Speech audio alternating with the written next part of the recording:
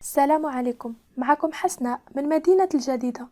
سن 29 سنة، عندي الإجازة في القانون ودبلوم في الطبخ، ولكن للأسف ما قدرتش نلقى خدمة.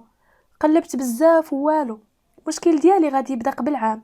كنت كنهضر مع واحد صاحبتي وبقيت كنشكي عليها، وهي تقترح عليا نمشي للمكتب واحد المحامي باغي كاتبة. صراحة واخا الخدمة ما كانتش في المستوى ديال قرايتي، ولكن اللهم بعد العمش او بلاش. قلت ليها نمشي عنده. نبهتني باللي خاصني نلبس مزيان حيت هو كيركز على المظهر. شكرتها بزاف وكان كيبان ليا دارت فيا خير كبير. صباح اثنين نت بكري، فطرت. نسيت ما قلتش لكم، انا كاريه بوحدي. ماما ماتت ملي كان عندي الباك، وبابا مزوج في مدينة اخرى. قديت راسي، جبت واحد اللبسه رسميه كنلبسها غير ملي كتكون عندي شي مقابله ديال الخدمه. هزيت ملف فيه السي في ديالي وشديت طاكسي حطني حدا البنايه اللي فيها المكتب. طلعت في السانسور، كان المكتب في اخر طابق. دقيت على الباب ودخلت ولقيت المكتب مرون، وراجل يكون عنده داك 37 سنه جالس كيقرا واحد الملف مغبر وحداه كارو وكاس القهوه. هز عينو بقى كيطلع فيا ويهبط. قال لي تفضلي. جلست. قلت ليه باللي واحد الصديقه ديالي قالت لي باللي خاصك كتيبه، وانا جيت على هاد الغرض. قال لي باغي كتيبه، ولكن الثمن ماشي عالي، يعني غير على قد الحال. فسرت ليه باللي باغا غنخدم واخا هكاك حيت محتاجه، وهذا كان اكبر غلط درته. المهم ما علينا. شد من عندي السي في وقال لي بتعجب، عندك الاجازه في القانون الخاص وباغا تخدمي كتيبه. وليت قلت ليه باللي ما خليت فين نقلب والو. اتفقنا باللي نبقى نجي مع التسعود ونجيب معايا الغدا ونخرج مع 6 أو 7. الخدمة كانت أنني نخمم المكتب ونقد الملفات ونجاوب إلى صونا شي حد. الصراحة واخا الخدمة متواضعة، حمدت الله وشكرته. قلت على الأقل نعاون راسي. نهار الثلاث نط بكري وكل حماس. لبست مزيان، جمعت شعري وهزيت ساكي كان فيه واحد الطاسة فيها الغدا. وهاد المرة ما ركبتش في الطاكسي حيت ما بغيتش نخسر الفلوس. فضلت نمشي على رجلي. درت تقريبا 20 دقيقة باش وصلت. فتحت المكتب، ايوا عريت على دراعي ومسحت الغبرة وسيقت المكتب. رديته كيشعل وجلست كنقاد الملفات في الرف. دارت داك 12. جا عجبو الحال بزاف ونوه بخدمتي. فرحت حيت خدمتي عجباتو. جا وقت الغدا وعيط ليا قال لي حسنة، انا عارض عليكي الغدا تشجيعا مني ليكي باش تخدمي اكثر. ما رفضتش الدعوه. خرجنا بجوج. ركبت معاه في الطوموبيل ومشينا لواحد السناك عنده الماكله نقيه ولذيذه. تغدينا وبقى كيسولني اسئله مختلفه على حياتي وانا كنجاوب، حيت قلت من حقه يعرفني اكثر. راه عاطيني السار ودت المكتب ديالو كلشي. بقينا كنضحكوا وحسيت به انسان متواضع ومعاملته زوينه. رجعنا للمكتب. جاو الكليان، دارت داك 7. جمعت ساكي وانا خارجه وهو يعيط ليا قال لي باللي باغي يوصلني حيت عييت هاد النهار. ما عرفتش علاش، ولكن قلبي كان كيرفرف. وصلني للدار، نزلت وشكرته وطلعت لداري. بقيت الليل كامل كنفكر فيه، وبقينا نهار على نهار كنتغداو بجوج سواء في المكتب او برا. كنت حاسه بواحد المتعه في الخدمه والسعاده، وهو كان سخي معايا. المشاعر ديالي تطوروا، وهو حسيت به كيبادلني الاعجاب. واحد النهار بقينا في المكتب نتغداو وكانت الحراره. كنت لابسه سميجه بيضه تحت منها سوفيط ماد سماطي. بقيت نفكر كيفاش نقدر نخليه يتقرب مني. درت راسي باغا نشرب الماء وهرقت الكاس عليا. حيدت السميجه وانا كنقول ليه باللي فزاكت. السيد فقد السيطره على راسو وبدا كيتقرب مني وشدني لعندو. بقينا كنتباوسو ونتعانقوا. في داك اللحظه ترفعنا بجوج بينا، واعترف ليا باللي عجبته اول مره شافني، وانا كذلك اعترفت ليه باللي عجبني. ولينا قراب من بعضياتنا اكثر. كنخرجوا بجوج، كندخلوا بجوج. هو كان كيعطيني اي حاجه بغيتها حيت كان عارف باللي ما فحاليش. وكنا كنمارسوا سطحيا في المكتب مره مره. حتى غادي تجي الليله اللي قلبات الموازين. كان نهار الاربعاء. ساليت الخدمه مع 7 كالعاده.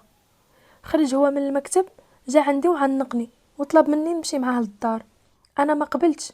هو بدا يقول لي واش ما كتثقش فيا، واش كان بالك برهوش باش تخافي مني. المهم قنعني وقبلت نمشي معاه. باسني وقال لي باللي ما غادياش ندم. ركبت معاه في الطوموبيل الطريق كامله وهو شاد ليا يدي. وصلنا للدار ودخلنا. قال لي خدي راحتك في داركي. بديت ندور وكنشوف. كانت كبيره وزوينه انا هكاك، وهو جا مورايا وهزني ودخلني للبيت. مارسنا وهاد المره فقدت العذريه ديالي. ما غاديش نكذب، في يامات لافاك كنت كنمارس سطحيا مع اي واحد صاحبت معاه، ولكن هذا سلمته اغلى ما عندي، حيت كان كيبان ليا ملاك، كان بحال شي فارس الاحلام اي وحده تحلم بيه. انا حسيت براسي تقرحت، قلت ليه صافي ضعت ونط نبكي، هو عنقني ووعدني ما يخلينيش. داك الليله بقيت معاه وكنت في قمه السعاده، واخا ضيعت شرفي معاه، ولكن ثقتي فيه وحبي ليه وتعامله عماني. فقنا الصباح دوجنا فطرنا على برا، مشينا للخدمه لمده شهر وانا ساكنه معاه بحال الا متزوجين. شريت فاني منع الحمل باش ما يوقعش شي حمل. تدريجيا وليت كنحس به كيبعد مني، ما بقاش كيجي للخدمه بزاف، وملي كنعيط ليه كيقول لي بلي عنده شي موعد على شي قضيه. المرات ما كيجاوبش، جا ثالث الشهر كاع ما خلصني، وملي كنبغي نعرف مالو السيد ما كيعطينيش وجه.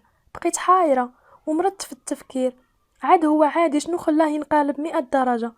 دازت شي سيمانه وحنا هكاك، ما كيعمرش المكتب، وإلا جا انا كنبغي نعنقو هو كيتهرب مني ومن اسئلتي. واحد الصباح بلا مقدمات لقيت ورقه فوق المكتب ديال طلب الاستقاله، ما فهمت والو، صونيت عليه وما جاوبش، بقيت على اعصابي. دارت ل11 جات لقيته في الباب، كنطلب منه يشرح لي شنو هادشي اللي داير فيه وديالاش هاد الورقه.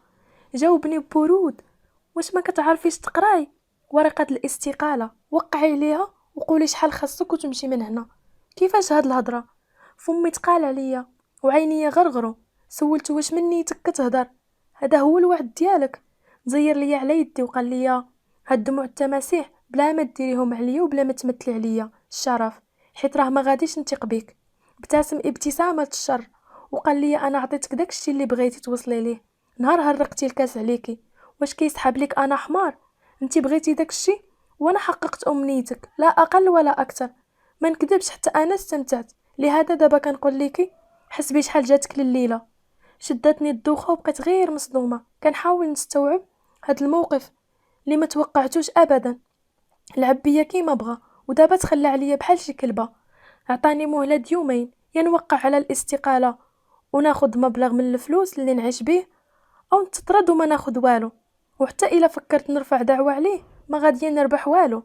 هزيت ساكي ومشيت لداري كنبكي حيت الشمته قهراتني. دخلت لبيتي وقلبت على نمرة د البنت اللي قلبت لي على الخدمه، درت ليها اوديو كنبكي وكنعاود ليها شنو وقع.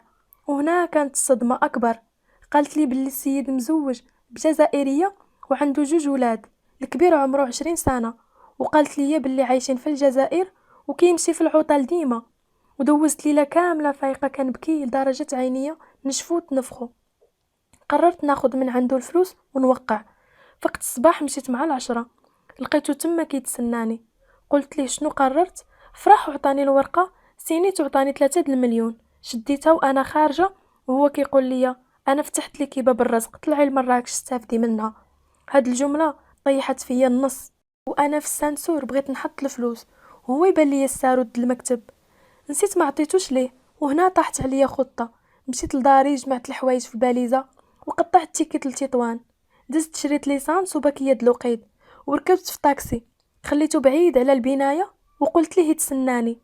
طلعت فتحت باب د المكتب، كنت عارفه ما غاديش يكون في هذا الوقت حيت عنده مرافعه.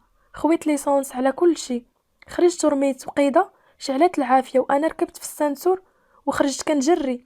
طليت مورايا لقيت الناس كيتجاراو وخايفين، وصلت لعند مول الطاكسي وركبت. وصلني المحطه ديال التران، وها انا هنا في تطوان. فتحت مطعم على قد الحال وانا غاديه مزيان.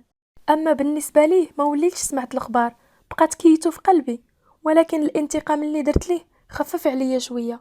رسالتي للبنات، ما تخليوش شي حد يستغلكم بذريعه الحب، وما تخليوش الحاله الماديه ديالكم نقطه ضعف، حيت راه بزاف اللي غادي يستغلوها.